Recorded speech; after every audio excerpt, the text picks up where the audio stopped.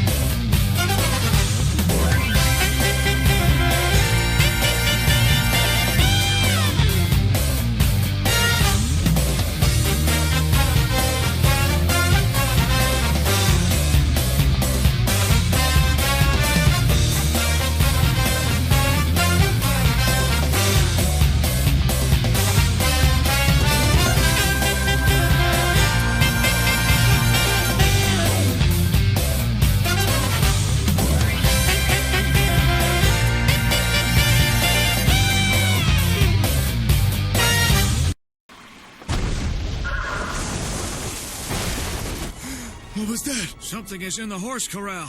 Let's go!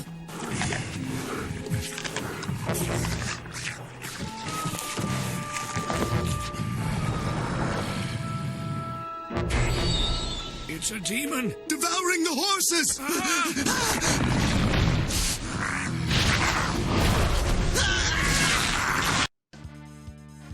Greetings, comrades, and hello, everyone. I'm Quint866.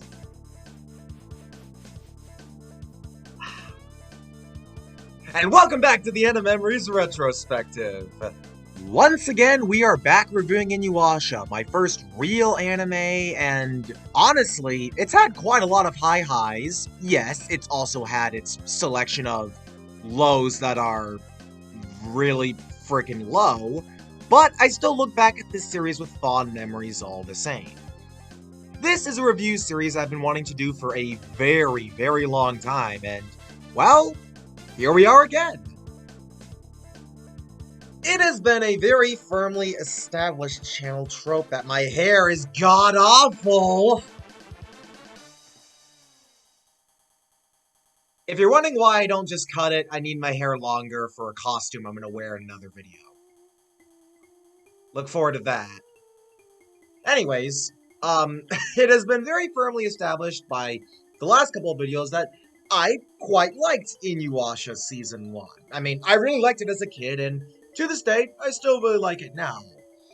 It was not my favorite season as a kid. It was definitely up there, but like, especially due to the second half, frickin' Kikyo, it has gone down a few spots. But I still think it made a very strong first impression, and, well, going into the next season, Season 2, it's only natural to expect it to keep the momentum going. Now, of course, I'm not trying to set anything too unreasonable in terms of expectations here, but, the sequel, especially after, having the time of 27, first episodes to run by, you would think they would kind of figure stuff out by now. Well, let's see.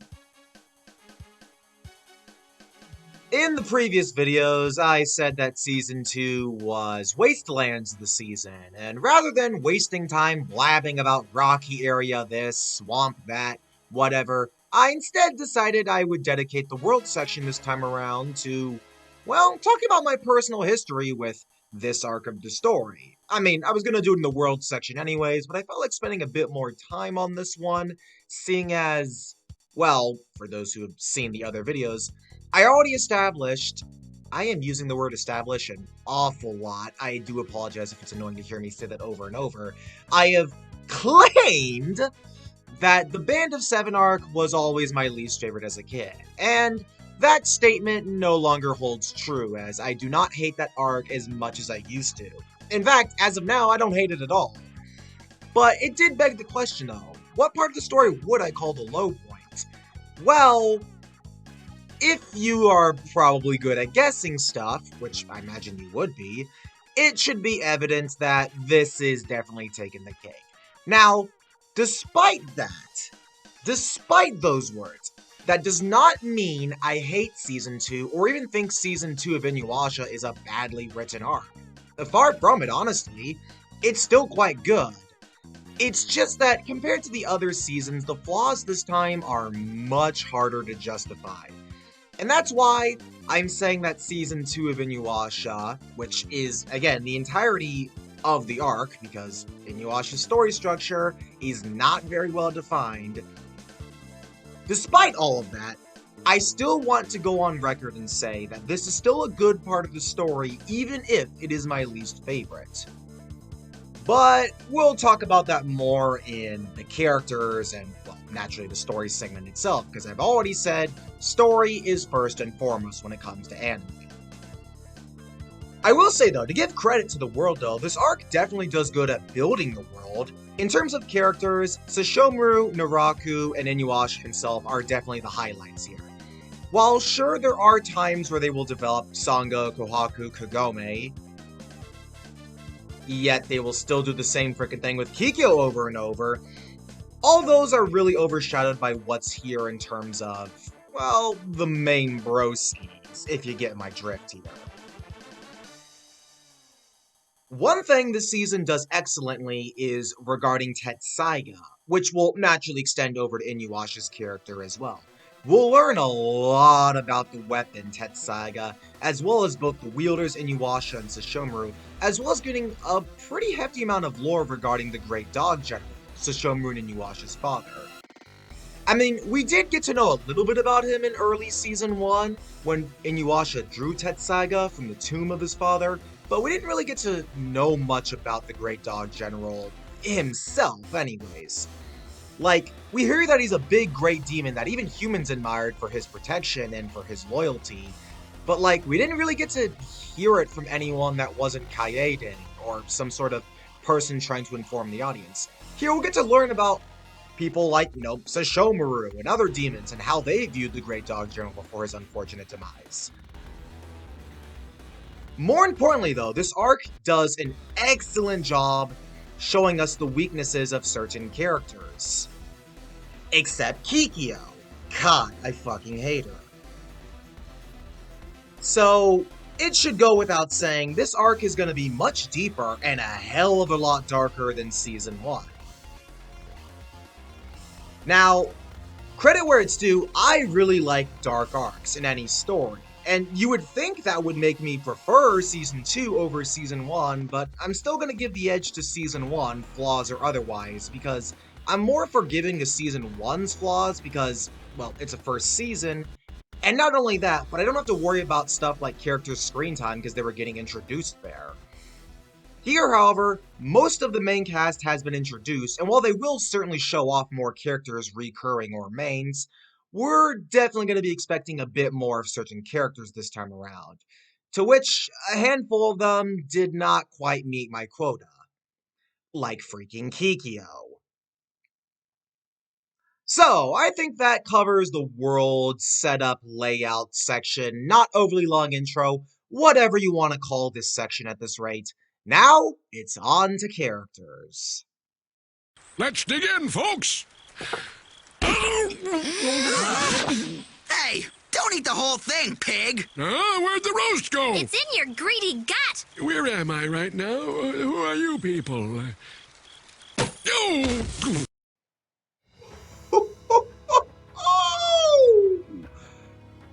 We have got some hearty additions to the cast this time. Maybe that's because we're going into the full season itself rather than dividing the season into smaller arcs like we did last time. Or heck, maybe that's because there's actually going to be some pretty significant changes and or additions to the pre-existing characters. Of course, I'm going to start with that because talking about, who's already here and what they're going to go through in this arc is definitely going to, save some time in the scripting, narrating phase. Kagome is... while she's not, the same, she feels just a little too similar. I mean, she does, like, show... Like, how do I describe it? In terms of what's new for Kagome, there's really not a lot here. I mean, they do really hammer in the whole jealousy thing about Inuyasha and Kikyo, which, like, okay, it's a thing that was, like, there earlier, but, like, it's just intensifying. And given how much I don't really like that plot element anyways, it felt kind of null and void. I will say though, in terms of like additions, probably the most noteworthy thing for Kagome was she gets a little bit more involved in fights now. I mean, with her being the reincarnation of frickin' Kikyo, she can use the sacred arrows, and she does learn to be a bit more brave, which, you know, alright, I'll give Kagome that, but I feel like a little bit more could have been done here. Like with Inuyasha himself. In this season, like, boy, did Inuyasha get the favorites treatment. I mean, it shouldn't be much of a surprise. I called this arc the Brother Blades arc because it kind of does focus on Inuyasha and Sesshomaru a lot. I mean, like, a lot of it. I mean, like, a lot. Okay, you get the idea I'm going for here. This arc sees Inuyasha challenged on several fronts. I mean, he was always kind of cocky and arrogant in Season 1, and aside from a handful of instances, Inuyasha managed for the most part. Here, however, Inuyasha definitely pushed his luck, and faced, honestly, proper consequences for it, since Inuyasha got his ass kicked a lot here. And by the end of it, you kind of feel bad for the dude. At the same time, he did kind of deserve it for going in head first. But do you really blame Inuyasha for what he's been through? I didn't. I'm sure some people might disagree, but it does make Inuyasha a more three-dimensional character because it adds a very interesting gray zone to kind of his actions and his overall contributions. And while Inuyasha definitely is reckless, he does gradually start to learn because after time and time again of drawing the short stick, Inuyasha starts to see that things just aren't working, and he begins to more willingly work with his teammates, even though he's had kind of his trust thing with humans in the past.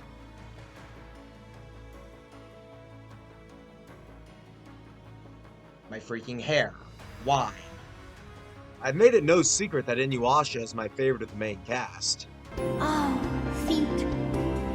Oh yeah, that's right. Damn, Inuyasha, get a pair of sandals before you step on something sharp. Then again, I suppose that's not really a problem, seeing as you have X-Men style healing factor in combat, so you do you. While Naraku is definitely my favorite character in the extended cast, I don't know, I feel like Inuyasha himself is hard to compete with. Mainly with him being the main character, and also because he just has so many awesome moments.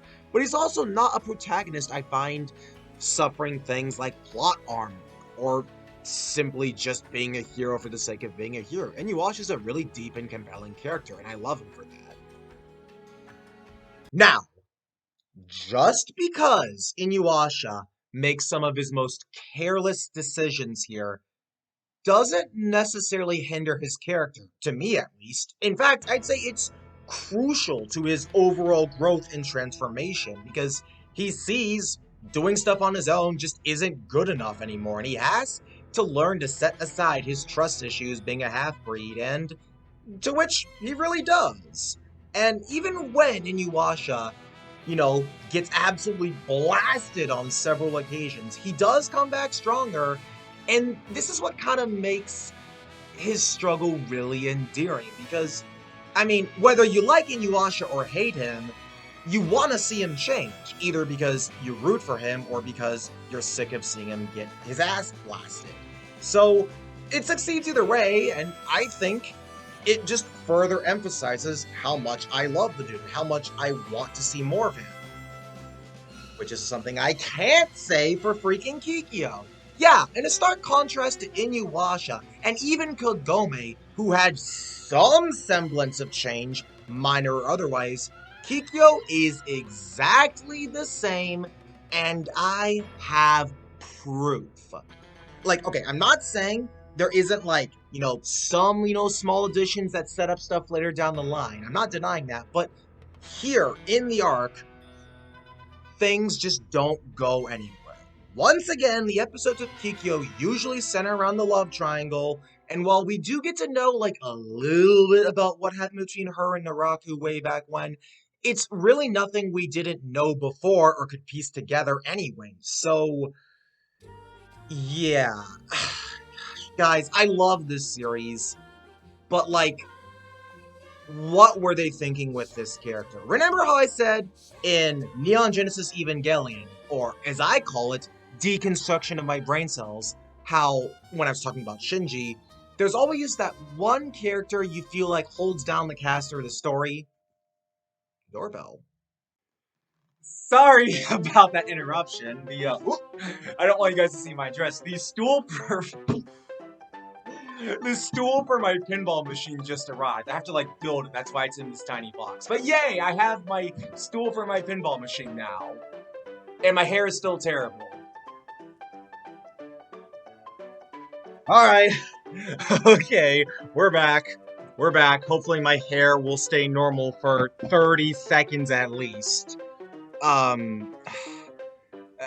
Anyways.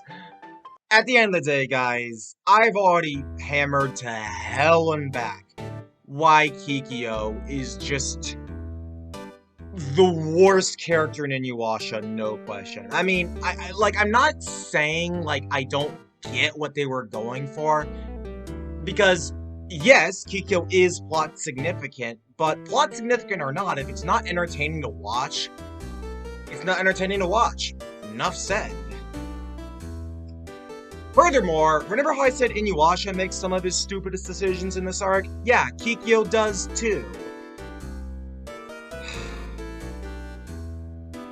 I don't usually like saying story stuff in the character segment, but I'm gonna make an exception here because from what we got in one Kikyo-centered episode, this arc, we have, her calling out Naraku for being a half-demon, because yes, Oniguma was a human, he let a bunch of demons into him, so technically Naraku's a half-demon.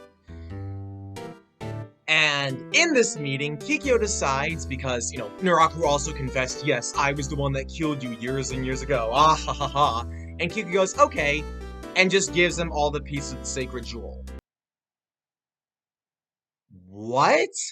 Wait, so you see the clearly evil guy who admits he set you up, tearing you apart from your former lover, and you just give him the thing he's been trying to collect this whole time. Kikyo, are you frickering serious? Like, okay, yeah, yes, this was part of some big plan, that was meant to backstab Naraku in the end, but it's still a stupid plan with a huge risk that Naraku prevented anyway, so, mission failed, Kikyo, your plan fucking sucked. Why could they not go anywhere with this stupid character? Moroku, yeah, even he gets some growth. It's arguably the smallest of the main cast, if we don't count Shippo and Kilawa, that is. But we see his mentor Mushin, who acted as a guardian after Moroku's father perished to the curse of the wind tunnel. And the series has also been slowly building up Moroku and Sango's relationship, though it doesn't really evolve much beyond playing grab-ass and a few slaps to the faces, but hey, it's something.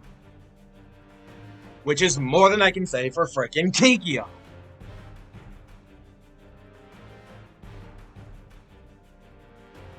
I swear to God. It might be because I'm moving too much that my hair keeps doing this. Anyways. Sango, she got a huge addition to the plot here. I mean, no surprise, she's best girl and my first anime crush.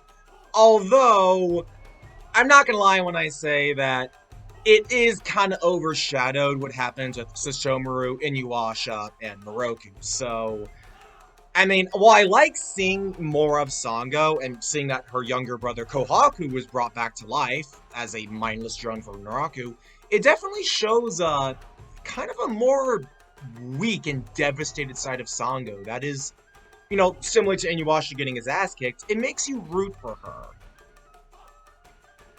Alright. Talking about characters like Mushin and Kohaku and how they relate to characters like Moroku and Sango has me convinced we should talk about new characters now. Koga is going to be a pretty big contribution to the main cast. He's a wolf demon who gradually sides with the main cast as the story progresses. As a kid, I used to really like Koga, although now it's just a bit of... He's just a bit too simple for my liking. I mean, he has really good fights, but don't expect too much from him. Mushin, as I previously stated, is the mentor figure slash guardian to Moroku, who took care of him after his father perished to the wind tunnel curse. He's kinda your drunkard old man character, and we won't see too much of him, though it is nice to see someone who really does care about Moroku, as well as knowing about the wind tunnel curse anyways. Being a monk, he's also got some pretty impressive spiritual powers as well. We're not quite done with old man characters yet though, because here comes Totosai, the blacksmith who forged Tetsaiga and personally knew the Great Dog General. This dude is hilarious. He's great for comic relief, but don't let his kooky old man demeanor fool you. Totosai is actually quite smart. I mean, he forged Tetsaiga from the Great Dog General's fang, as well as Tenseiga's Shomaru's sword, so it's clear he's got a brain up there. I actually really like Totosai, and I wish we got to saw more of him, but what we got was still nice. Next up is Kohaku. Now, as a kid, I would have told you I frickin' hated Kohaku for how he treated Sango and what Naraku makes him do, although, if I'm being real here, guys, Kohaku's redemption is a lot more compelling than, frickin' Kikyo's. But let's be real, that's not a high bar to clear. I would say more about Kohaku, but at the moment, there really isn't too much to say other than he's been brought back from the dead as a mindless drone for Naraku. Anyways, on to villain additions. The Birds of Paradise will serve as Koga's nemesis of sorts.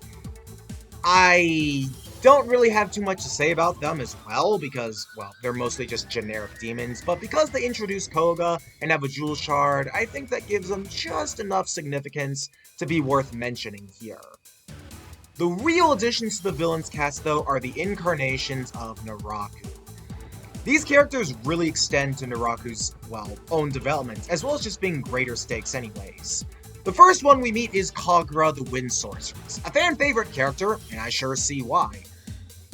Not only was she the first incarnation ever introduced, but she lasted a very long time. I mean, a whole lot of the incarnations died in the episodes they were introduced in, so seeing Kagura last as long as she did, and even want to break free from Naraku, really makes Kagura a pretty deep character, honestly. Next up is Kana, who I'd even argue is deeper, despite being a mostly silent character. Kana, personally speaking, is my favorite of the incarnations, and she's really mysterious, and you really don't get to know too much about her, but that's kind of the beauty of it. You have to kind of think about what this very empty and emotionless character would do or think, because, by the end of the series, you kind of feel bad for her, but also, you just don't know enough about her, making her whole, emotionless drive really interesting. Goshinki is actually pretty good too. He only has one episode, sadly, but he does something to the plot that really contributes heavily to the overall narrative, including heavily damaging Inuyasha, which would show a whole new side of him, and damaging Tetsaiga, which, correct me if I'm wrong, no other character managed to do. Finally, the last of the incarnations we will get in this arc are the twins, Joromaru and Kaguruma. Now, as a kid, these two used to be my favorite incarnations, but their low screen time, as well as their really simple personalities, kinda faded on me. I will say though, the fight with Joromaru and Kaguruma is one of the best in Season 2. I just wish we got more moments with these guys. I feel like if they lived longer, we could have gotten some interesting character moments or even some more awesome fights like the one we got. Anyways, the last major addition to the plot here is the Thunder Dragon, Ryukotse, the demon who killed the Great Dog General. He's been sealed, but of course he gets reawoken for a fight with Inuyasha, where Inuyasha has to see if he can surpass his father or not. Ryukotse is really intimidating, and that Thunder Dragon design he's got, really cool as well. The fight with Ryukotse also, I think, brings the end of the season to a nice close, while also leaving things open up, leaving you hyped up for next time. So as far as characters, like I said, we got some hearty additions. Character-wise, Season 2 gets the job done. I'd even say more so than Season 1 in some ways. Although, that's just characters. Come on guys, I've said it so many times, when it comes down to anime, story comes first.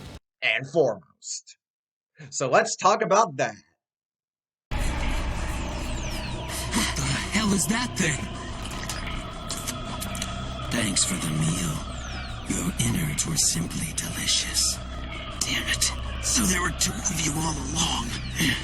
Who the hell are you?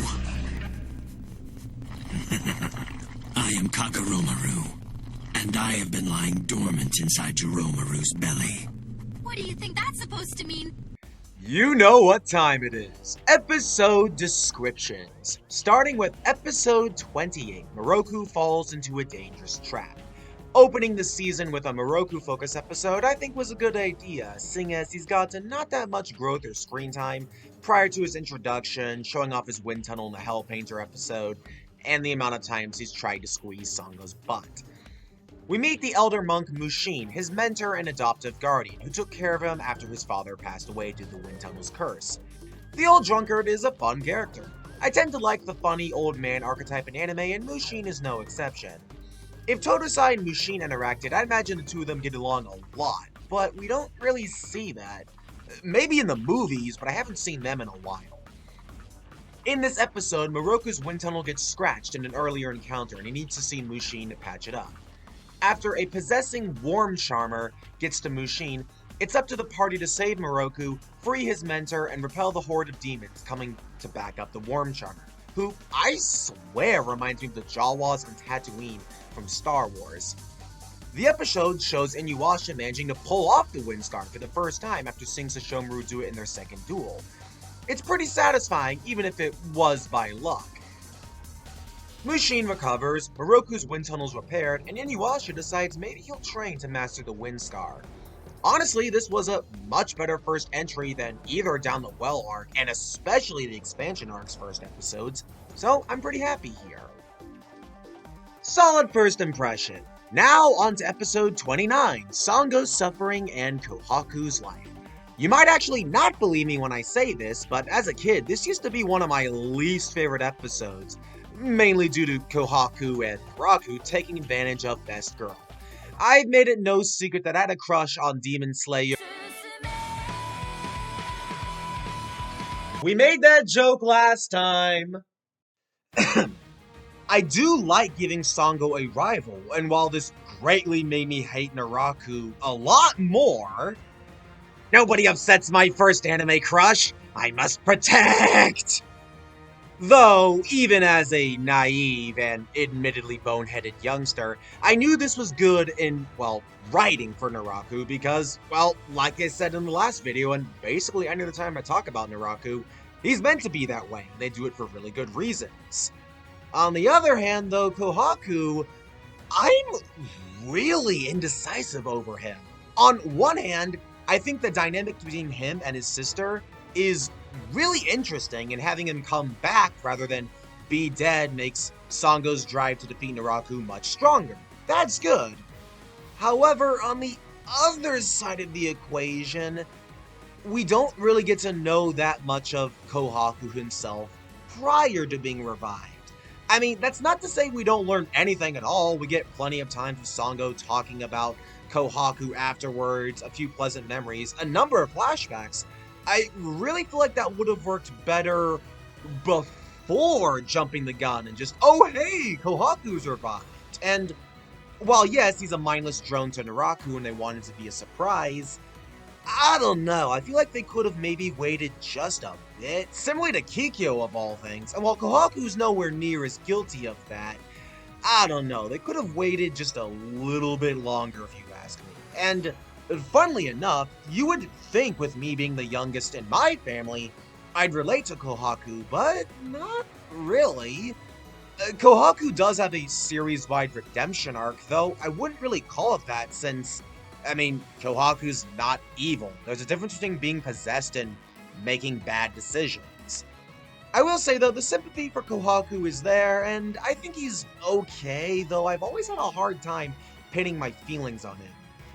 As for the episode, though, I do have good news. I don't hate it. Not anymore. Far from it. I'm not a brash and stubborn child anymore. I am an adult!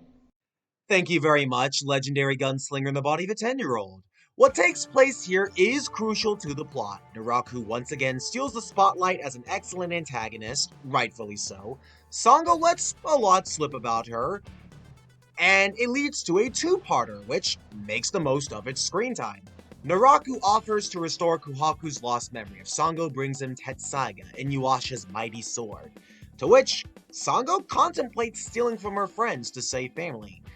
A tough choice, as does she trust Kagome and the others?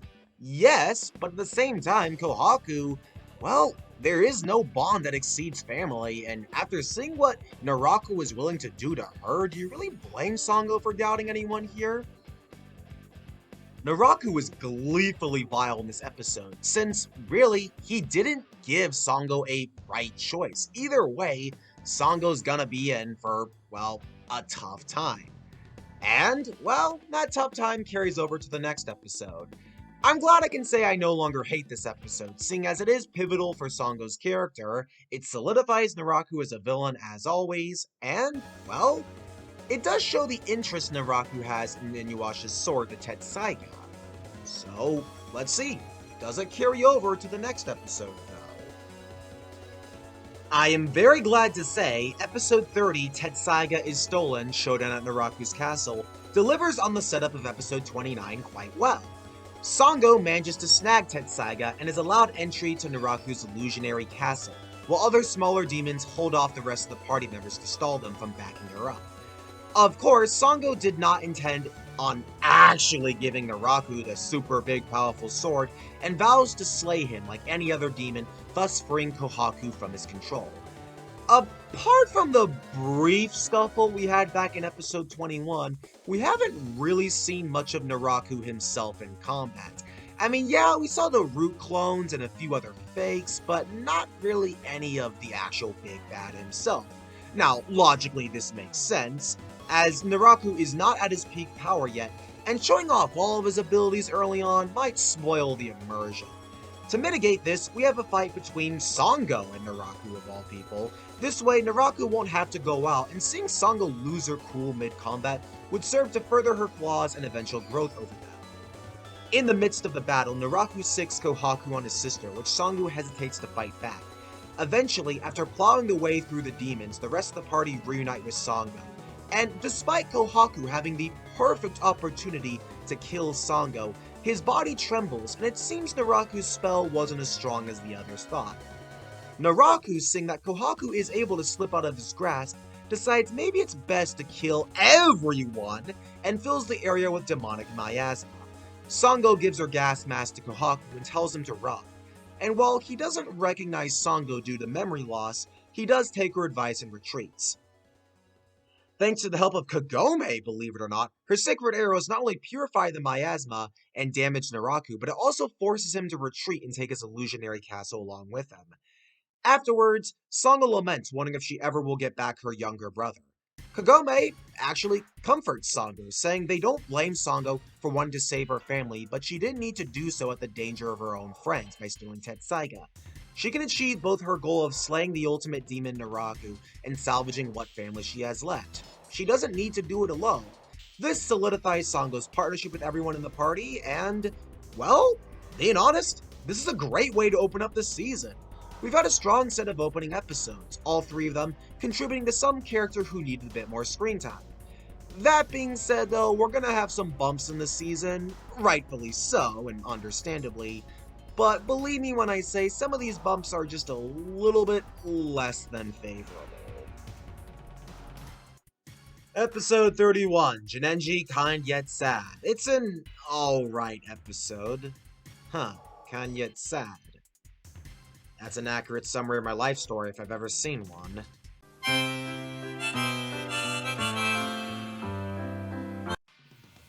Well, I do like seeing another half-demon who understands Inuyasha, and he in turn actually emphasizes back. It's a more slower, calming single-episode story, but But after that Naraku fight, the series does sort of need to cool its jets a little bit. The townsfolk blame Jinenji, a gentle and soft soul, who helps his elderly mother on an herb farm. Inuyasha actually decides to get involved and find the demons who are actually terrorizing the village. Since Jinenji's a half-demon, and with Inuyasha being one himself, he does want to help the lad. Inuyasha not only manages to prove Jinenji's innocence, but also helps the big guy out of his shell. It even builds up the confidence, allowing Jinenji to save the day. Even after the rude townsfolk, who are scared seeing what Jinenji could do, despite the fact he just saved them from a bigger threat, Jinenji offers them herbs because he was worried they got injured in the crossfire. This causes the villagers to repent by helping Jinenji rebuild his mother's farm from the damage, and they also see that maybe not all half-demons are unhinged. I appreciate the episode's inclusion, though it's mostly just a wind-down episode, so it doesn't massively carry the story, though credit where it's due. Jinenji, sort of like Mushin, Miyoga, Totosai, Hachi, he would become another contact for the party of sorts, since they would revisit his farm for herbs if the story needed it. That being said, though, it really is just a wind-down episode, but it doesn't really need to be anything more anyways, so it's alright. But hey, that wasn't so bad. You know what? That does it. That does it. There. No one's complaining about terrible hair any longer. All right, Pinhead, your time is up. Who you calling Pinhead? Okay, now that we've gotten a solution for the hair problem, yeah, Jinenji Kanyetsan. Not a bad episode. It's totally fine. So, like I said, that wasn't so bad. Now what's up next? Kikyo and Inuyasha into the miasma. Oh, come on in.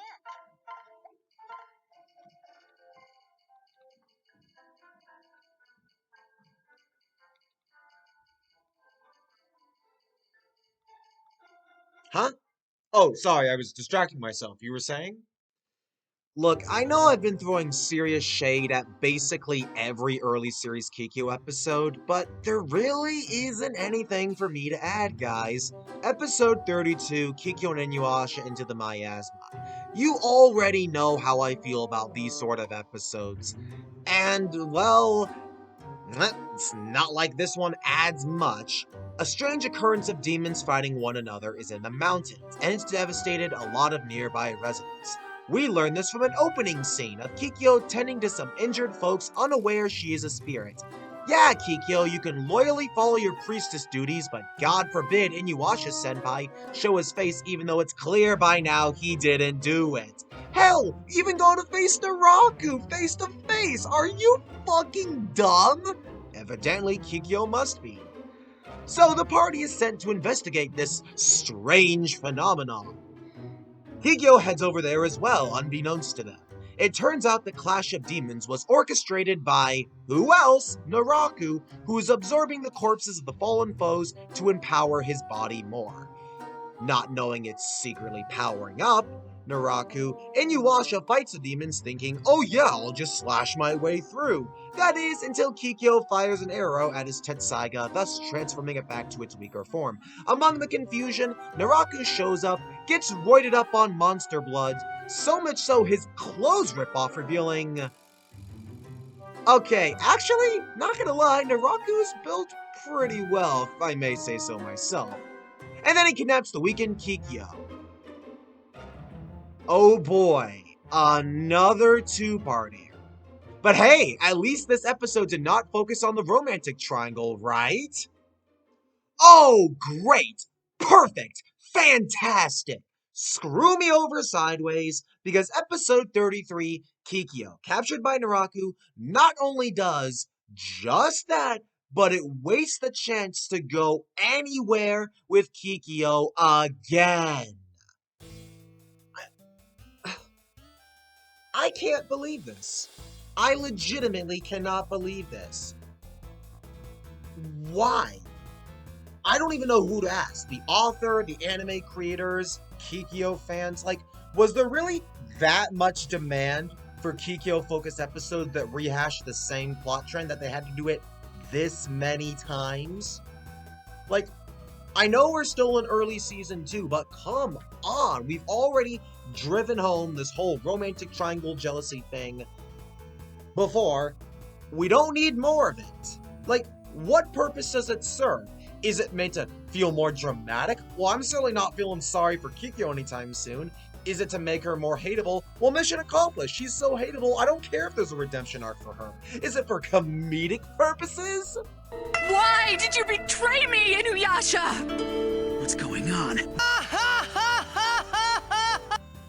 Yeah, you know what? Let's go with that, seeing how this episode has virtually no other significance otherwise. Inuyasha wants to rescue Kikyo from Naraku. You see what this is doing to me, guys?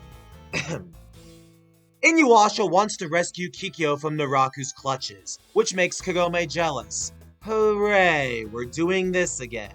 So the party romp their way through a crag of visions, and while Moroku, Sango are fine, hell, even Kilala and Shippo get a bit of development showing their greatest fears, Kagome, Inuyasha, and Kikyo, who was sent by Naraku with an infected jewel shard, do what else? Stand around bickering like, "Oh, you tried to kill me," and, but Kikyo, I can explain, but I won't since the writers won't let me.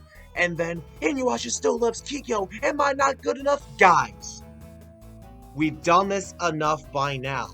Why?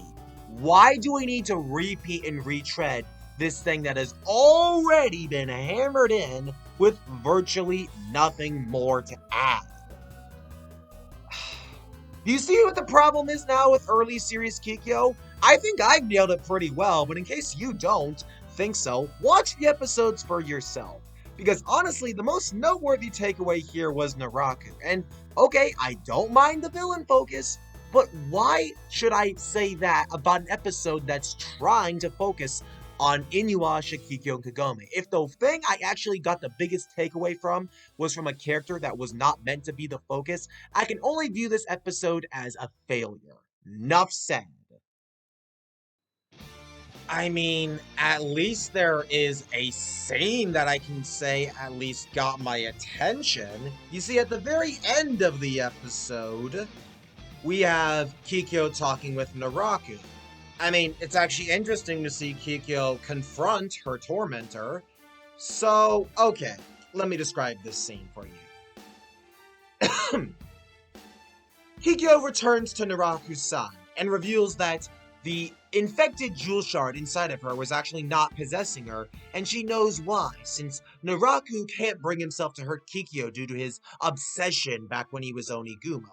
I mean, you probably remembered when I stated earlier that Naraku, his creation was there was a bandit named Onigumo who was injured and writhing, and Kikyo, taking pity on him, like, helped nurse him or whatever, and you know, he was all like, "Feast on me, demons, devour me!" So he could get his body restored by X-Men healing factor demon powers or whatever. Well, it turns out that Kikyo has found out that Naraku is actually a half-demon because Onigumo's heart still beats within the mass of demons. Now, of course, Naraku, angry that he's figured out Kikyo has discovered his secret, further emphasized by the spider burn mark on his back, Naraku in a jeer tells Kikyo that he was the one that killed her instead of Inuyasha and, her to turn against each other. Now, Kikyo, doing her best to remain unfazed by Naraku proudly admitting his crime, decides the best strategy to take down her tormentor is giving him all the sacred jewel shards she just took from Kagome. You idiot! Oh my god, Kikyo. What were you thinking? You're giving the big bad evil guy who just admitted he set you up all those years ago the thing he's trying to collect? Look, okay, I know there was a plan. I know she was tricking him and all that jazz, but even then, it's such a risky plot, and later series Naraku planned around it anyways! Kikyo! Oh my goodness! Does episode 34 Tetsaiga and Tenseiga clean my palate? Let's see. While I will say it is great to see Sesshomaru again, Jokken notices that despite Sesshomaru having faced Inuyasha twice by now, he hasn't actually drawn the sword he's had at his side, even when he got his arm hacked off. Sesshomaru reviews his sword, Tenseiga, is the polar opposite to Inuyasha's Tetsaiga, and how does a sword that cannot cut? It, in fact, is actually a sword of healing. The father, the Great Dog General, gave his two sons swords to the seemingly wrong people. Inuyasha's Tetsaiga is powerful, but its wielder is reckless and not that experienced. Meanwhile, Sesshomaru's Tenseiga is much more of a support or status item, but it was bestowed to the clearly more capable fighter. Sesshomaru feels it was his father's way of favoring or pitting his half-breed son Inuyasha, when Sesshomaru should have rightfully inherited the stronger sword. Sesshomaru even points out that if Inuyasha got Tenseiga and healed people alongside Kikyo when they were in love, Inuyasha might have been accepted and made a good name for half-breeds. So Sesshomaru is understandably baffled by his father's decision. Sesshomaru decides to visit the smith who worked with his father, the elderly Totosai. He demands the blacksmith make him another sword to fight, but the old man tells Sesshomaru that he followed the will exactly as the Great Dog General ordered, and until Sesshomaru learns to wield Tenseiga properly, his father forbade Totosai from assisting Sesshomaru further. Of course, this seems like a recipe for failure, seeing as Sesshomaru shows little care for helping humans, and healing is not the most useful ability to have for someone like him, who's already got plenty of strength anyways. The old man escapes to meet up with Inuyasha, who asks Totosai about the wind scar.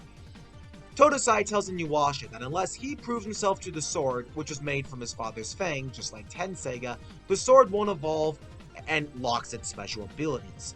This serves as sort of a fatherly test for both brothers, even if he's beyond the grave, since effectively this makes the swords alive. They have his spirit engraved in the fangs. So Inuyasha must learn to accept himself for who he is and let go of wanting to become a full demon, alongside many other things, to have Tetsaiga evolve. Meanwhile, Sesshomaru has to put aside his disconnect with others and learn to get along. However, Sesshomaru steals an arm from a dragon to replace his lost one, and challenges Inuyasha once more to a duel. This carries over to the next episode for another pretty good multi-parter, if I'm being honest here. Episode 35, True Owner of the Great Sword, is actually a worthy follow-up. Maybe that's cause it's a Sesshomaru focus episode though. Actually, the rival himself is trying to destroy Tetsaiga by aiming his attacks for the blades itself. I guess he's going for the "if I can't have it, no one can" logic. Inuyasha, also in the middle of combat, gets partially blinded by Sesshomaru's poison claws, and has to rely on his other senses to fend off the blows. The rest of the party and Totosai stand back, unable to intervene. In the middle of the battle when things look bleak, Inuyasha's will strengthens since he knows he can't fall here, and hates the thought of Sesshomaru beating him again. So he sharpens his senses and notices patterns in the wind. By honing his power, he swings the Tetsaiga in sync and performs the wind scar, blasting Sesshomaru at close range and surprising him for good measure. It seems like Inuyasha may have actually found the way to beat his brother, but before more damage is dealt, Sesshomaru's Tenseiga actually chooses to save its owner's life by transporting the rival far away, so it can gradually heal. Tired from the clash, and Totosai seeing that Inuyasha can use the wind scar, as well as possibly keep evolving the sword, gives him some advice, which Inuyasha scoffs at since the kooky old man's telling him now. And while that would have been an awesome way to end the episode, possibly even as a stopping point and or pausing point for the rivalry, we still have a lot more to analyze here. A wounded Sesshomaru in the woods is actually found by a poor little girl. And despite the fact that saying he's a demon, the girl actually tries to help nurse Sesshomaru back by bringing him food and water. And, well, despite Sesshomaru saying he does not need food or water, seeing as Tenseiga will heal him anyways, the girl keeps coming back, bringing him food, even stealing from the fish hatchery to get him. This little girl is named Rin, an orphan who was taken in by the townsfolk. Rin's parents were killed by bandits many years ago, and she became silent since then. However, on her way back from a visit to Lord Sesshomaru, she enters her small hut and is attacked by one said bandit. However, before worse can come to worse though, a bunch of wolf demons, led by their tribe leader Koga, attack the bandit and maul him. In fear of seeing Koga's wolves attack her, Rin runs off back to Sesshomaru and hopes he can protect her. However, she is caught and mauled by the wolves before she can make it. Meanwhile, Jaken sees that Sesshomaru has recovered. Before the two of them can interact more, he hears the commotion from the village attacked by the wolves and actually decides to check it out. On the way, he finds Rin's corpse, and in a decision that I'm sure surprised everyone, he actually uses Tenseiga to save her life. Sesshomaru had never really used Tenseiga before, but upon seeing that it has the power to do something like bring back someone from the brink of death, he seems a little more interested by his supposedly inferior scraps his father left behind.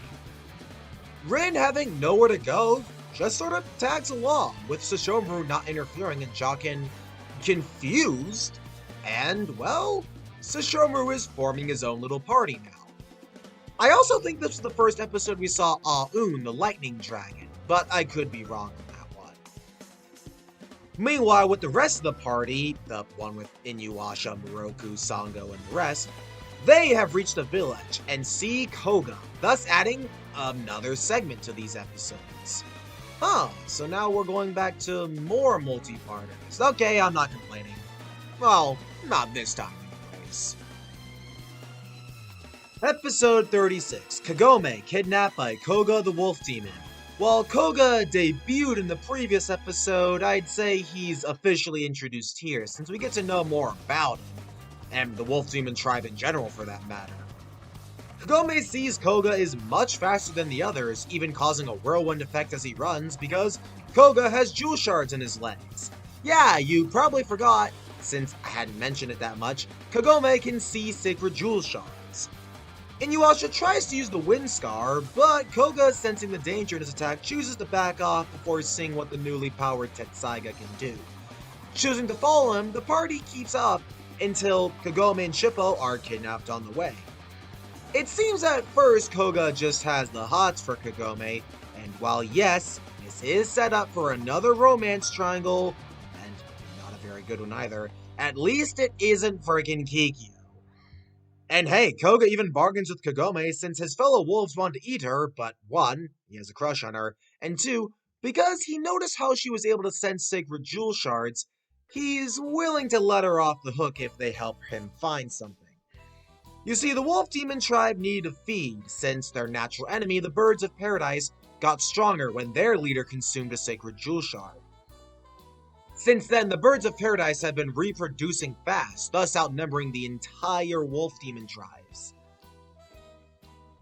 So, Koga says he's willing to consider things if she is willing to locate the leader of the birds to stop the common danger. Shippo slips away to ask the other party members for help, and it extends into the next episode. Trust me, this is the last one, I swear. Episode 37, The Man Who Fell in Love with Kagome, is the conclusion to this four-parter. I remember this being a huge highlight for me as a kid back then, since I really liked Koga. Though, honestly now, I don't know. I mean, while I certainly like the fight scene and seeing the party plus the Wolf Demon tribe work together against an area foe was neat, there really wasn't a lot else to talk about here. I mean, I do still like Koga as a character, and while I do think this introduction does a lot, I feel like it's sort of fizzled out by the end. And even then, I'm really not that hot on the love triangle anyways. I mean, maybe that's because love triangles are really hard to write, but like, I don't know.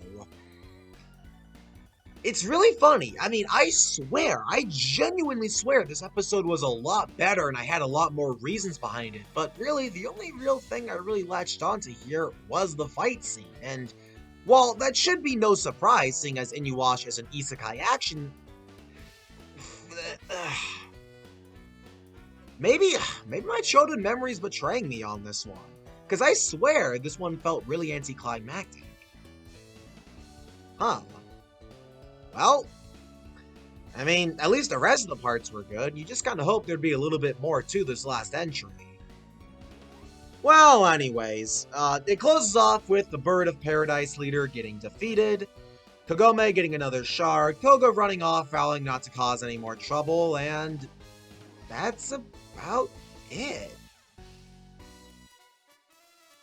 I'm really struggling to say anything here, guys. I mean, not even the script I wrote that much in, so I think that's saying something. As for episode 38, Two Hearts, One Mind, it is a romance-centered episode. I've already made it very clear, guys, that the romance of Inuyasha, for me personally, is the low point of the franchise. However, to the anime's credit, this episode does have some enjoyment factor in it. One, it does not pertain to the Kikyo romance triangle at all, rather being about Inuyasha's behavior to Koga in the last episode. So there is actually something new being done here, and it actually has been a while since Kagome has gone back to the modern day, so it's a well-earned break. Inuyasha consults Shippo and Kaede on how to make up with Kagome, and it's actually done in, honestly, a pretty cute way. Shippo draws out this little story about a cat, a dog, and a wolf to make it sound like he's not consulting Kaede for romantic advice, and when these characters obviously symbolize Kagome, Inuyasha, and Koga, it's actually pretty adorable. And the fact that Kaede actually plays along, and, well, surprisingly, Inuyasha is daft enough to take the advice, he goes back to Kagome and makes up with her. Albeit in an awkward way, there is this little gag with the alarm clock Inuyasha accidentally busted earlier in the episode, but again, it's cute, and I actually do kind of feel what they're going for here. So again, credit where it's due. It's really weird seeing as I don't like the other romance episodes, but this one wraps up pretty satisfactorily, if you ask me. A rare treat, seeing as, well, again, the romance for me and Inuyasha is the roughest part of the story. But here, it's proof they can make it work, so at least there's been a show of good faith. Why they can't show that good faith to Kikyo, I don't frickin' know. Episode 39, Trapped in a Duel to the Death, picks up things again with yet another recurring cast member. This being the first show of Naraku's incarnations. The very first one we meet is Kagura of the Wind, who is popular for feet. more than one reason. Seriously, what the fanbase does to her, I have no interest in saying on camera. Internet shenanigans aside, this is actually a pretty good first episode to a two-parter, and introduction to Kagura herself. The setup for the episode is as follows. Some more members of the Wolf Demon tribe go to Naraku's castle, lured by the jewel shards he has. Of course, this is naturally a trap, and Koga doesn't go. That is, until he hears about his brethren being slaughtered, and then it gets personal. Of course, Kagura was the one who did the deed. With her ability to make powerful gusts of wind with her fan and even control corpses. The party get wind of this. Ha! See what I did there? Okay. Let's not go milk that scene from Final Fantasy X, because frankly, that meme has been done to hell and back. As for the episode itself, like I said, it is mostly just setup, but credit where it's due, Naraku and Kagura managed to resourcefully spill the blood of all the Wolf Demon tribe members on Inuyasha, making him look a little bit more than guilty as charged, which of course enrages the approaching Koga, who naturally assumes the bloody Inuyasha was behind the deed. This leads into a short, but honestly pretty good rival fight. Not as good as the rival fights in Sesshomaru, of course, but it shows what those jewel shards in Koga's body can do. This, of course, is a huge plot by Naraku and Kagura to take them both out while they're weak. To which the next episode extends the fight over, well, to Kagura herself. So, let's see how that one holds up. Naturally, episode 40, The Deadly Trap of Kagura the Wind Sorceress, is dedicated mostly to the first proper fight with Kagura. It also does a little bit in wrapping up the fight with Koga and another root clone Naraku 6 on Sango and Moroku to keep them away from the party. The first fight with Kagura is actually pretty damn good. Because Kagura can manipulate the wind, Inuyasha can't unleash his new wind scar technique willy-nilly, since, well, as the name implies, it relies on the wind to actually use. With Kagura being an incredibly mobile fighter, having acrobatics, feathers she can ride on, and using the wind to not only hinder her foes, but attack, it seems like she has the upper hand. That is, until Kagome shoots her arrow at Kagura, but she deflects it, dismissing the thing. But remember, Kagome uses, well, being the reincarnation of frickin' Kikyo, she has the power to use sacred arrows, which, if you remember, have the power to purify and dispel a wide assortment of demonic abilities, including manipulation of the elements, in this case, the wind. With a clever show of teamwork, Kagome with her arrows reduces the amount of wind Kagura can make, thus allowing Inuyasha to perform the wind scar, not only damaging Kagura, but also as she retreats, revealing a huge scar shape on her back. And it is a spider, just like Naraku, thus proving Kagura is directly connected to him. The group help Koga recover, who apologizes for making rash accusations, and while not fond of Inuyasha stealing Kagome-senpai, he's willing to let her stay with him because, well, whether he likes to admit it or not, she's probably safer with him anyways. And they'll probably meet further down the line anyways, so Koga doesn't want to have meaningless fights. The end of the episode shows Kagura trying to attack Naraku for sending her into such a dangerous battle, but Naraku reveals she has no heart, and while that makes her body constantly regenerate, if her heart is destroyed, she will die as well. Kagura sees her heart literally in Naraku's hand, and he squeezes it, threatening her into submission. This makes Kagura want to break free of Naraku's grasp, setting up her character arc later down the line. And this was another really good episode. Episode 41, Kagura's Dance and Kana's Mirror. This gives us a peek at another of Naraku's incarnations, the albino mirror girl, Kana of the Void, who is probably my favorite of the incarnations. A certain scriptwriter better stop writing that joke or he's losing his job. Well, as for Kana herself, we won't see too much of her, even in this introduction set of episodes, but she's made to be the quiet and more enigmatic of the villains, so I think that works. For the most part, we actually get a focus on Moroku. Okay, I can get down with this. A young woman named Koharu, who Moroku met as a child, crosses paths with him again after a few years and is pleading for help. The master of the land is trying to marry off Koharu to his son, and of course, she doesn't want that. So she's actually begging for Moroku to take her someplace safe, and while Moroku can't exactly bring her along for the ride, he is willing to bring her over to another village where she'll be safer. Of course, Naraku plans to take full advantage of this, with Kana and Kagura not only killing off most of the villagers, but also stealing their souls so that, Kagura can reanimate them with her Dance of the Dead.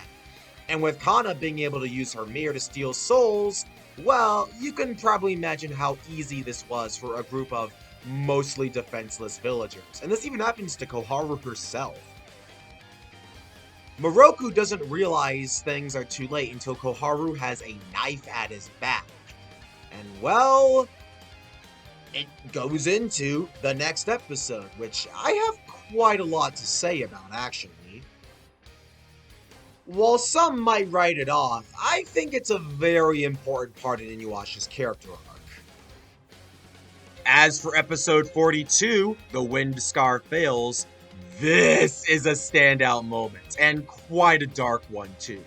With Kagura and Kana's combined efforts, the party is in a losing battle. Kagome's soul is thankfully too strong for Kana to absorb into her mirror, but before Kagome can retaliate, Kana warps elsewhere. Moroku thankfully catches on to Koharu's state of mind, and knocks her out without killing her. Meanwhile, Inuyasha is fighting Kagura and a bunch of possessed villagers. Shippo and Kilala try to get Moroku over to Inuyasha, who is still in the middle of his battle with Kagura. Despite having a strategy in mind, Kagura has seen what Inuyasha's Windscar is capable of, and with Naraku and Kana's assistance, she has a countermeasure plan. It seems like Inuyasha can't use his Windscar because of Kagura keeping the wind in flux, but she manages to bait out a chance between attacks for Inuyasha to use the Windscar, just like she wants. And Inuyasha, seeing Kana, Kagura, and Naraku are all in one place, decides he's going to strike them down now. Even with warning from his other party members, Inuyasha doesn't listen and attacks, not before being severely punished by Kana's mirror, reflecting his own ability, the one he's been struggling to learn, right back at him. And Inuyasha's Windscar hitting him, this petrified me as a kid, and even to this day. I mean, we've seen how powerful this ability is, and usually power-ups in anime are used to flex at the enemies. This time, however, Inuyasha's own power-up was flexed on him. Naraku laughs off the pitiful display of resistance, showing that he almost has all the sacred jewel shards. And he's going to kill off all the party members now. However, thanks to Kagome's Sacred Arrow and Moroku's Wind Tunnel, Kagura, Kana, and Naraku are actually forced to retreat, but they have definitely done some significant damage. This is honestly one of the darkest battles, since really nobody won here. I mean, Naraku obviously got the better end of the stick, but like, look at this, guys. This is a fight where our good guys got completely blasted. Inuyasha getting the worst of it. And with Inuyasha seeing just what he's got himself into, this is where we will start to see a huge shift in his overall behavior, seeing as his plan didn't work and he felt the consequences of his rash actions. Furthermore, Inuyasha had to be bandaged up for a few days after this fight, since his half-demon healing wasn't gonna be enough in the moment. And now the party is forced to kind of sit and contemplate what to do going forward. Like, holy moly, guys. I don't mean to completely just beat a dead horse here when I say this, but I fucking love Inuyasha himself. As a character, even just as a protagonist, he's really, really endearing to me. I mean, throughout, so many series I've seen, they typically kind of go for like, the I shall be a hero or overpowered protagonist, which, okay, those archetypes, as overused as they are, they do work. Naturally, there are times where they don't work, but Inuyasha, when you get down to it, he's really not as, like, strong or even as, noble as other heroes. Inuyasha is really arrogant, and while he does have power, not all of it is necessarily his. And with this being kind of like a flawed hero, it actually makes rooting for him a lot more interesting because there are things Inuyasha has to overcome, not just arbitrary obstacles or villains. There's stuff within the character of Inuyasha himself he needs to get over in order to progress and grow. And this is just really awesome to see a layer of weakness, which episode 42 did really well. It showcased almost all of Inuyasha's lowest traits. His arrogance, his unwillingness to accept help from others, his hatred for Naraku, and all this other stuff, and I am just really impressed. And to think they would top that in the next episode. Episode 43, Tetsaiga Breaks. This is one of the best episodes, not only in the season, but quite possibly the entire series. I mean, that name itself is concerning. Keep in mind, since he got it, Tetsaiga has really been coming through for Inuyasha. And hearing the fact that his sword breaks as the name of an episode, that is definitely gonna be something. I mean, seriously, what sort of battle could be so great that it causes Tetsaiga to break? I mean, we hear constantly from Totosai, Sesshomaru, even Kaede and Miyoga about how respected the great dog general was. And with Tetsaiga being made directly from him, you can only imagine what this would mean. I mean, this was a demon who not only protected humans, but even fell in love with a human, which had two sons, a full demon Sesshomaru, and a half-demon Inuyasha. This episode opens up with the party still not fully recovered from Naraku's assault, and while there is a bit of a Kikyo scene, I actually wasn't bothered by it this time. It seems like they might have some time, but quickly learn that Naraku has made yet another incarnation, who is incredibly cunning and powerful to boot. Goshinki of the Mind. He might just look like a typical giant monster, but don't let his beastly appearance fool you. Goshinki has the ability to read minds. So what would normally be a clumsy, straightforward brute turns into an intelligent and threatening monster who uses psychology and his physical power in perfect tandem. Sango was injured in battle. While Inuyasha has recovered, the party doesn't think it's a good idea to charge in head first and attack Naraku's forces again. But after getting their asses kicked, Inuyasha is pissed and wants to get back at Naraku, knowing that this is like a village that no one can defend except for them. So the party is forced to follow, and Goshinki, having ravaged the entire village, even antagonizing a few kids, makes Inuyasha personally get involved. Inuyasha, disgusted by the fact that Naraku ordered this ogre to slaughter helpless people when the party couldn't come, faces Goshinki, and with the ability to read minds at his disposal, Goshinki easily outmaneuvers Inuyasha and all of his tricks, knowing everything. Inuyasha gets angry, but in an instant, Goshinki bites into Tetsaiga, shattering it, and lands a decisive blow at Inuyasha, greatly paralleling when he got blasted by his own windscar.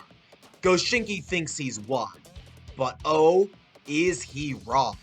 Because now that Tetsaiga has shattered, Inuyasha's demon blood has taken over, effectively making Inuyasha a full demon in this mode.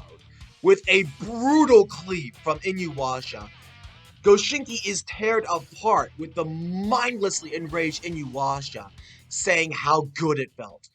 The party is shocked Inuyasha has gone crazy, but Kagome manages to snap out of it, and Inuyasha comes back to his senses, mortified not only by seeing his sword broken, but what sort of damage he's capable of.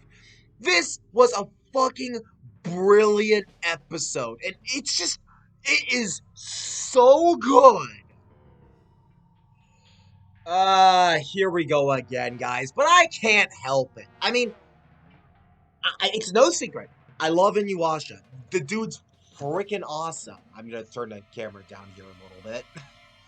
But like, guys, throughout many of the early episodes, Inuyasha himself said he wanted to become a full demon. This way he could be more powerful, not feel the emotional weight from his trauma and past with Kikyo.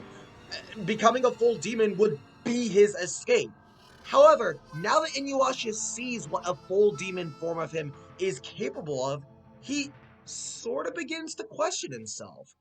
And I don't even mean in like a big monologue or like a scene of Inuyasha contemplating. We don't even need a scene of Inuyasha telling the viewers or other characters about this. This is just visible within Inuyasha's own small interactions and or like, it's like, jeez, they absolutely are nailing Inuyasha's character here.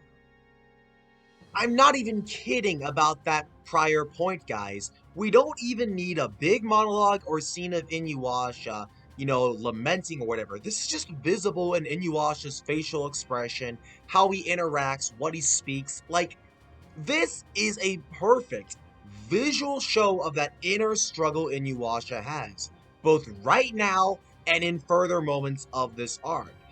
I mean, Inuyasha, like, this is the face, these are the scenes that describe, without even needing to voice it, what is it I want to be? Is this who I really am? What do I even want anymore? Like, and that is without any sort of voice. And the credits theme especially nails this, showing how Inuyasha really isn't as solidified as a person as he wants to be. However, despite all the darkness, there is hope for him. Episode 44, Kaijimbo's Evil Sword, not only succeeds in seeing Totosai repair Tetsaiga, but it also serves as further development for Sesshomaru. After the battle with Goshinki, Jokin, Aun, and Rin notice the commotion from the fury of Full Demon Inuyasha. The awesome rival boy himself goes to check it out, and sees Goshinki's severed head. Finding it strange that his weak and inferior younger brother was able to do such damage, Sesshomaru actually takes the head of Goshinki to an apprentice of Totosai, who might be able to forge him a sword in combat.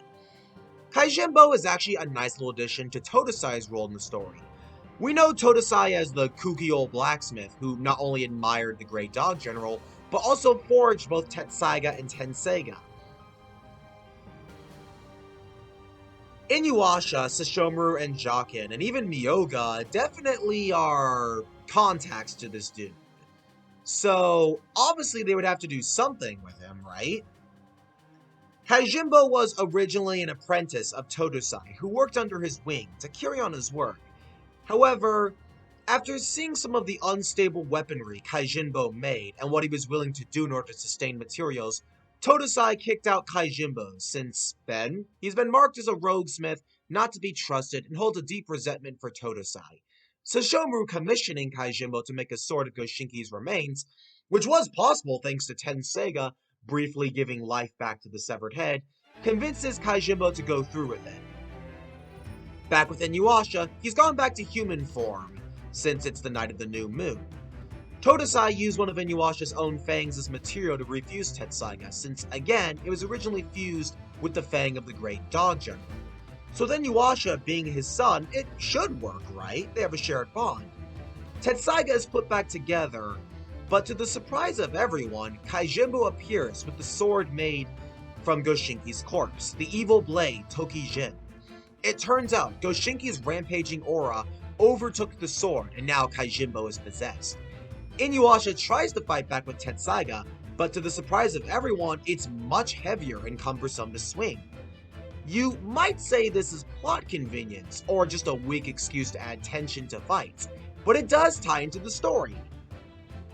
Again, this is a really nice addition to Inuyasha and also Sesshomaru's character arcs. Remember, the swords Tetsaiga and Tenseiga carry the will of the Dog General, and this was requested by Totosai, who forged the blades that were ordered this way.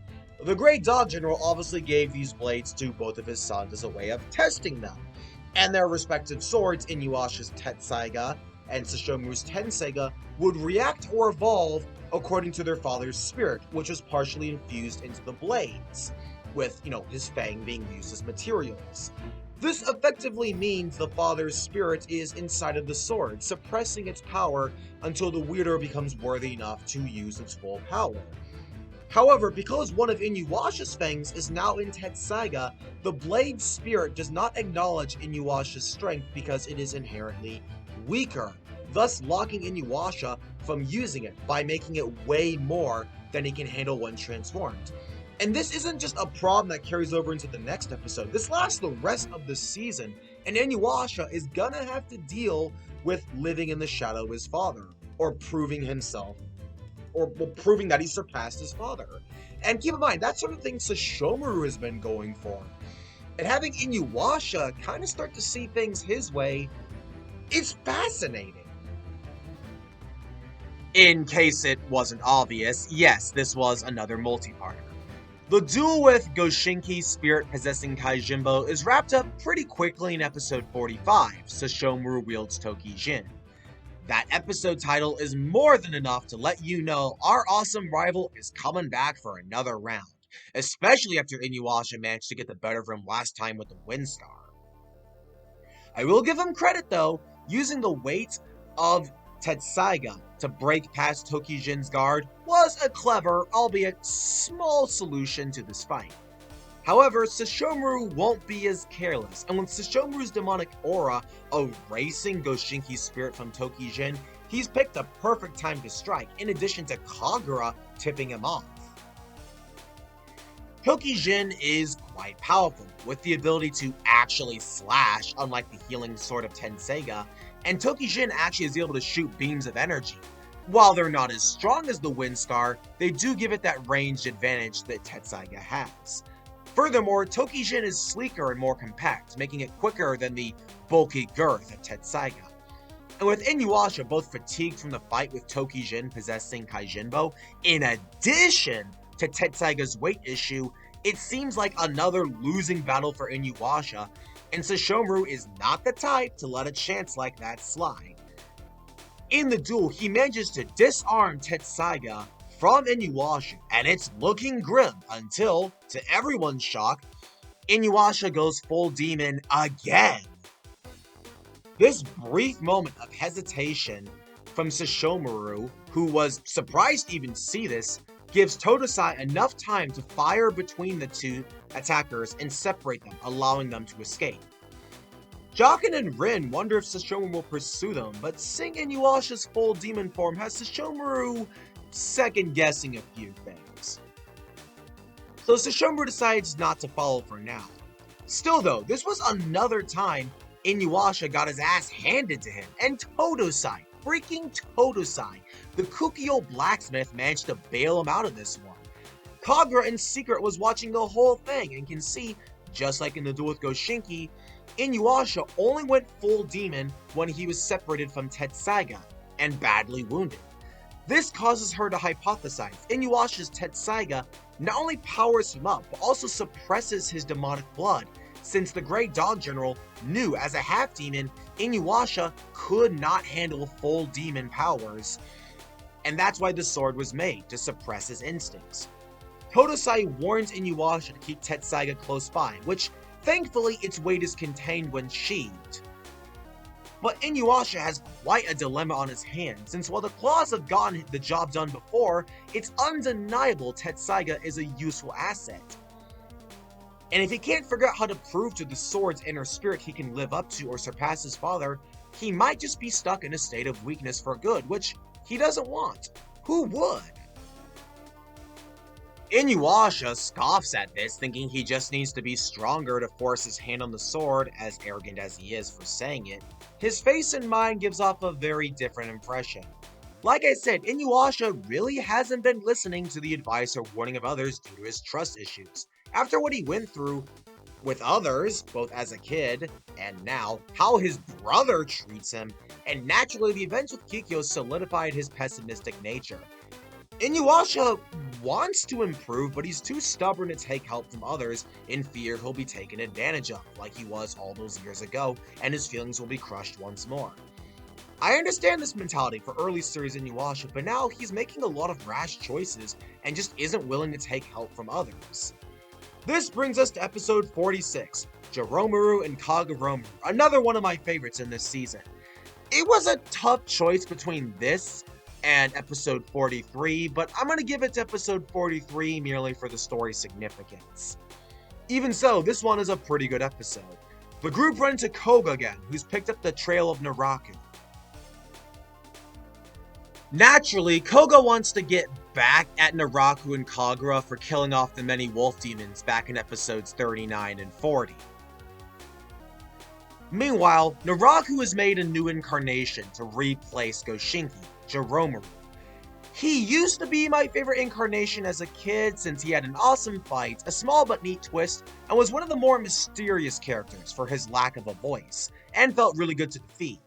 But that favorite spot doesn't ring anymore. I'm giving the edge to Kana, since, honestly, his screen time is really short, and not for any clear or good reason either. I could see a lot of potential in giving this guy more episodes or impact. Goshinki made his small screen time work since his death served a purpose. It showed up in Inuyasha's full demon mode, proved that incarnations can be killed, and was made into Tokijin, which Sesshomaru revealed as his new weapon. That was a clever use of his small screen time, and made up for any shortcomings Goshinki had. Don't make me, don't mistake me for saying these things as, like, a bad episode critique or whatever, since no, this episode and character is pretty good. After a brief clash with Koga, the wolf boy tries to run away, but before he can, he bumps into Inuyasha's party. Naraku tries to get Joromu to go all out by removing his shackles, but Joromu swipes at his master, showing the dude is more feral than even Naraku can control.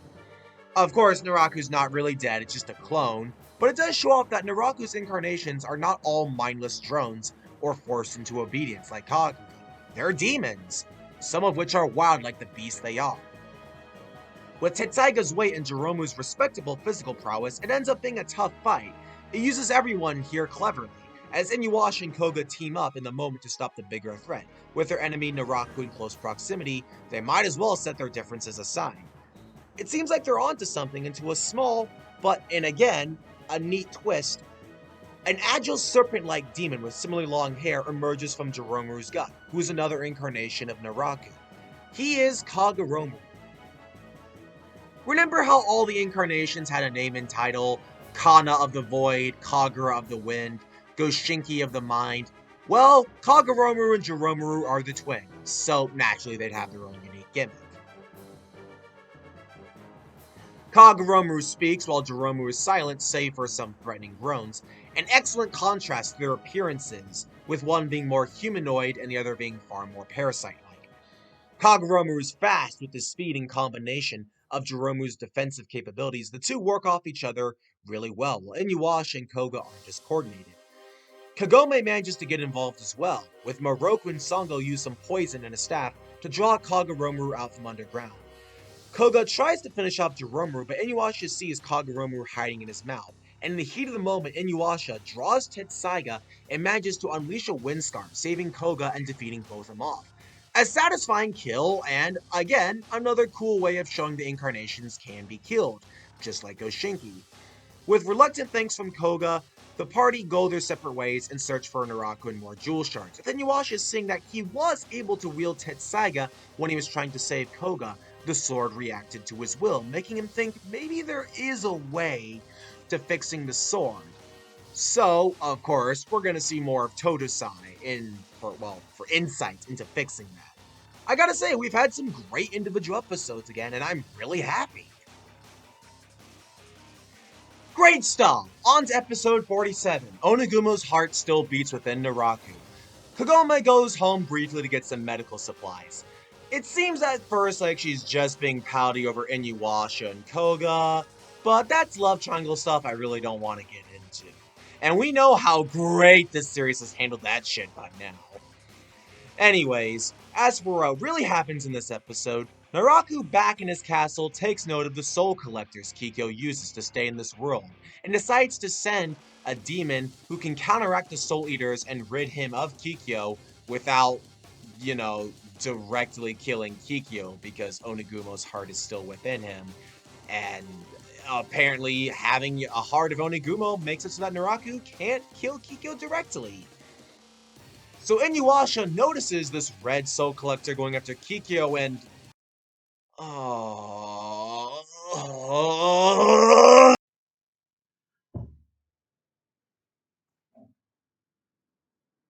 You know what? No. No. Ow! My knee!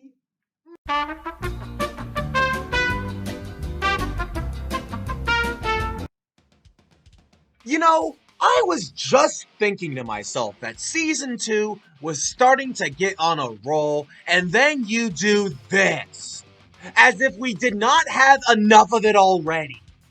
My god, you really find every excuse to cram Kikyo, don't you? Inuyasha and Kikyo meet up, because of course they would. Kagome sees the way they interact, and even though Kikyo is holding a knife to Inuyasha's neck, Kagome gets all bitchy and is all like, oh, I'm not good enough since Kikyo is his former lover. Sick boy! It's like, fucking hell! Why? Can't we just go somewhere with this character? Do I need any more evidence? Do I? I don't think I do. We already know Naraku can't kill Kikyo, So the plot additions here are virtually pointless since we already know. Kagome leaves in a huff back to the real world and oh my god, it's a multi-parter! They aren't learning. They're not learning at all. For the love of God, somebody do something right! Ooh. Episode 48, Return to the Place We First Met. You would think without Kikyo being as apparent, with her not being on screen this time, the episode would be more tolerable. But no, the episode still sucks, and Kikyo doesn't even directly appear in it as much. The entire episode is just Kagome talking with her friends and family back in modern day Japan about her stress. Inuyasha getting guilt-tripped by Sango, Moroku, Shippo, and Kaede for Kikyo taking advantage of his past feelings and him being clueless to... It's like... Ugh. I'm sorry, Kagome. I don't mean to bitch, but like, why? Like, why? Did you get blasted by your own wind scar? No. Did you have your former love interest put a knife to your neck? No. So why on earth is everyone scolding Inuyasha for being clueless when, like, fuck this. Fuck this. I don't care anymore. This is just unforgivable. You want an example of how not to write a character? Kikyo is it. She literally holds down the rest of the cast, and this story just goes nowhere. Okay, maybe in later seasons it improves a bit, but this is the worst first impressions I've ever seen. Like I said, back in the Neon Genesis Evangelion review when I was talking about Shinji, you know how even in stories you like, or maybe dislike, there's always that one character that just hinders your enjoyment. Shinji from Evangelion, Lucy from Peanuts, Envy from Full Metal Alchemist, anyone from Ed, Edd and Eddy, and the entire cast of High Guardian Spikes. Kikyo is bottom tier trash who really does not deserve any sympathy nor the amount of screen time the anime gives her. This sucks. This sucks. Episode 49, Kohaku's Lost Memory. While not a bad episode, I had difficulty investing myself in. I like the Sango and Kohaku focus as well as seeing more Naraku, Kagura, and Kana, but with all the forced, unearned sympathy the series went for Kikyo, it's made it a lot harder for me to enjoy Kohaku, not helped by the fact I never really enjoyed Kohaku episodes as a kid anyways. It is handy to see that Kohaku isn't fully gone as Naraku's control can slip, but with his memories erased, he slips back into control just as easily. And at first it seems like he managed to get away after the encounter back in episode 30 when Tetsaiga was stolen. Yeah, it really has been that long. Ultimately though, not much happens here apart from setting up the next time where Kohaku falls under Naraku's control. Yeah, really exciting. The plan is quickly prevent in episode 50 the unforgettable face. Again, while I do like seeing Sango's emotions spike, it's pretty obvious the series won't let her commit suicide alongside her brother, because if they did, it would feel really rushed and, well, with it only being season 2, why would they kill off a main character or two like that? So, Kagura whisks Kohaku away. The party reassures Sango they will stop Naraku, bring back the sacred jewel, and save Kohaku for good measure. I would like to say more, but I'd just be repeating myself, and I'm already not in a good mood from the last couple episodes anyways, so let's avoid that conundrum altogether. Alright, episode 51, Inuyasha Soul Devoured. Oh boy, here we go, full Demon Inuyasha time, rock on. Gatenmaru is a pretty underrated, smaller demon villain. He works with a bunch of bandits, human bandits by the way, who actually support him despite being a demon. Gatenmaru also does horrible stuff like burning down villages, stealing everyone's belonging, and kidnapping women for... reasons. Inuyasha tries to get involved again, but Tetsaiga's weight holds him down and he's forced into another full demon transformation. Earlier in the episode, there's actually a bit of a Sesshomaru scene that's pretty interesting with him talking to the tree that was used to make the sheath for Tetsaiga and Tenseiga, though that's not really important at the moment. I mean, after all, we're trying to stop Gatenmaru, the pink coated axe guy who is so obviously a demon. And like I said, Inuyasha goes into full demon mode. And, well, more of that is covered in the next episode, because this is, you guessed it, a multi-part. Episode 52, The Demon's True Nature returns to form. Man, we've seen a lot of quality dips this time around, haven't we? Getenmu reveals himself as a huge moth, to which fully power drunk, feral demon Inuyasha, easily cleaves. But the other bandits, seeing their demonic leader slaughtered, try to surrender, but with Inuyasha reverted to a bloodthirsty beast, he ruthlessly attacks them until Kagome tries to snap him out of it. But unlike before, he's too enraged to hear her. Sesshomaru then shows up, seeing Inuyasha, and the two duel once again. While 4-demon Inuyasha got the jump on Sesshomaru before, he's prepared himself to counter it, knowing what's going on. While Inuyasha is powerful, his lack of reason makes his animalistic attacks, as mighty as they are, straightforward and easy for Sesshomaru to fight back against. As always, Inuyasha's recklessness came with a consequence, and he gets hurt badly in this duel. Kagome steps between the two, pleading Sesshomaru to stop, to which he actually does.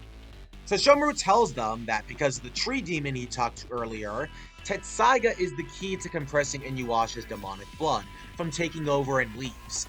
It might seem out of character for Sesshomaru to not finish off Inuyasha, but I believe the thing they are going for here. At this point, Sesshomaru has Tokijin, which can fight perfectly fine, thus negating his need for Tetsaiga. Sesshomaru also showed, despite Inuyasha besting him a few times, he's still relying on luck and tenacity.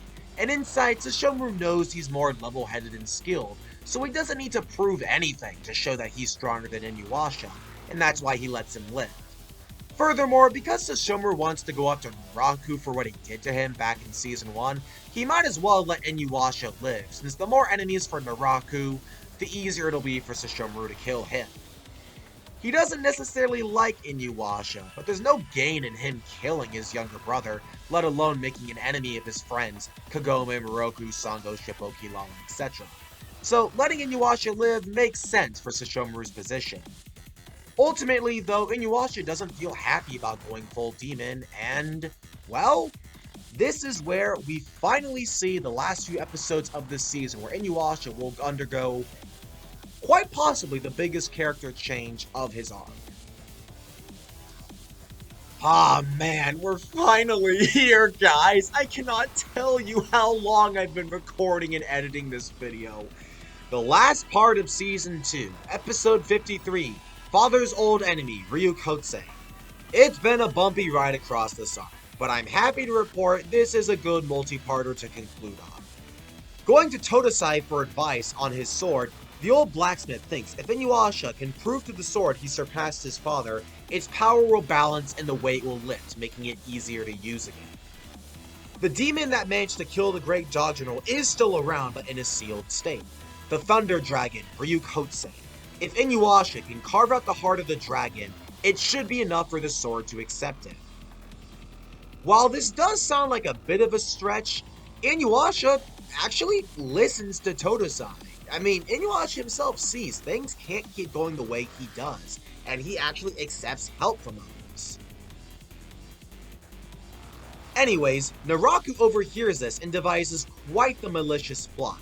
Upon arriving at the cliffs where Ryukotse's corpse hangs, impaled by one of the Dog General's claws, Naraku melts away the large claw, thus freeing Ryukotse before Inuyasha could carve out its heart. Inuyasha, while trying to be brave, is terrifying. He's literally fighting the demon who managed to kill his father, and the best the Dog General could do was seal the Thunder Dragon in his last breath. This is an excellent fight, since Ryukotse is an intimidating villain with very personal threats to Inuyasha, and the others can't help him, since if they do, the sword might not evolve and Inuyasha won't be able to grow.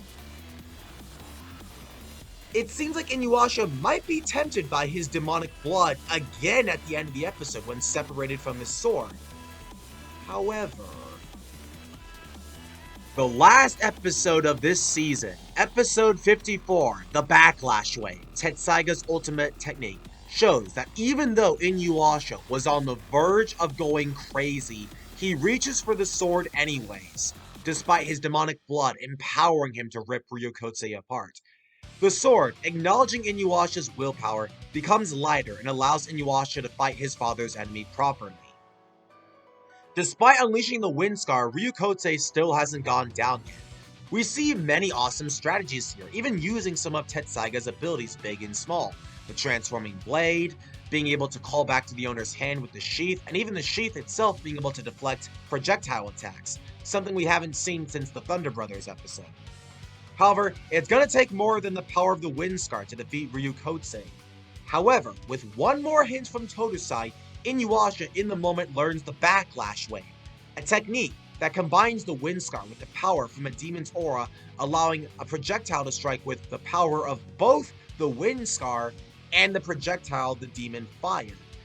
This manages to completely blast Ryukotse, almost doing an ironic parallel of Kana's mirror attack, and Inuyasha does this to Ryukotse, proving he surpassed his father and even upgrading his sword while also learning a whole new technique. It's very rewarding to see Inuyasha actually feeling proud of himself by the end of this. Even better is that not only has Inuyasha proven to the sword he's stronger and learned the Backlash Wave, but now the Tetsaiga can produce its own wind, meaning Inuyasha can use the Wind Scar at will, without having to rely on the weather. And this is a very well-earned upgrade. With Inuyasha feeling proud of himself, it means that Season 3 will be a lot more optimistic. Not only that, but Inuyasha sees that his friends do care about him. He can trust them. And when he did take advice, he did get something out of it. This power-up and miraculous victory brings the Blade Brothers arc to a close, as well as Season 2. And man, what a road trip this was. I know this was more episodes than the previous 2 videos, but boy, a lot happened here. You all know what time it is though.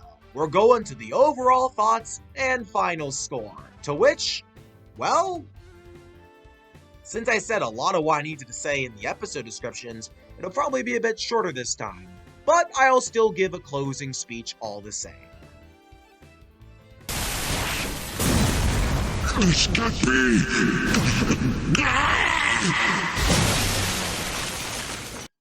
I said at the start of the video how, as a kid, while the low point for me was Band of 7 back then, now I can confirm that this is probably my least favorite arc or season of Inuyasha now. Keep in mind, I have scripted the other seasons already, I just need to record and edit them. And alas, while I do say this is the low point of, like, the season's arcs, I don't think this was a bad part of the story. Far from it. It just had a lot of really flawed moments and a lot of dips in quality. I mean, sure, Season 1 had its share of, moments that fell short, but I can overlook that with it being a first in the season, and certain characters didn't really have a lot of time. So, it makes sense there. Here, however, where they had the time, and rather than developing certain things, we get just more friggin' Kikyo episodes, and certain things I wanted to see more of just didn't happen. And it's not just Kikyo that held down the season for me either. I mean, Kohaku, while I do like what they're going for, they didn't really nail the landing for me. Joromu and Kagoromu, I feel like they could have done more with them as Naraku incarnations. And most of the Jewel Shard has been collected by this point. They're just straggling for a few of the last shards. And I swear it took them longer to get all the Jewel Shards, because we're only in Season 2 and Naraku has most of the jewels. So now, in terms of getting like basic monster fights, we're not going to have a lot of those, assuming they don't have a Jewel Shard, that is. However, to counter that though, the good stuff here is really good. Like I said, Inuyasha, Sesshomaru, and Naraku were most certainly the MVPs of this arc. But basically everyone else though, it's so weird because this part of the story is fantastic for Inuyasha, Sesshomaru, and Naraku. But Kagome, Kikyo especially, Kohaku, Moroku, even Sango, as much as I love her, it feels like this time around their stories are often overshadowed by the main three dudes. And don't get me wrong, as much as I love them, the balance was not quite as good as it could have been. And I know this is early anime we're talking about here, but Inuyasha was definitely breaking a lot of ground, so I don't really know what happened. That being said, though, I still enjoyed this arc, and criticisms about Kikyo and other stuff aside, I would not mind rewatching these episodes along with the rest of them. And, despite the drawbacks, what happens here is very plot significant, and the anime pays attention to the little details, and that's more than enough for me. And that is why I shall give the Blade Brothers arc a score of 5.9 out of 10. While I feel like I would give it a full 6, it just falls just a little bit short for me. But hey, you know what? 5.9 out of 10 is still above average, and I think that shows enough. If it shows that the so-called low point of the series is still above average, I think that more serves as a testament to the strong writing Inuyasha has. Except for Kikyo, where was the strong writing there?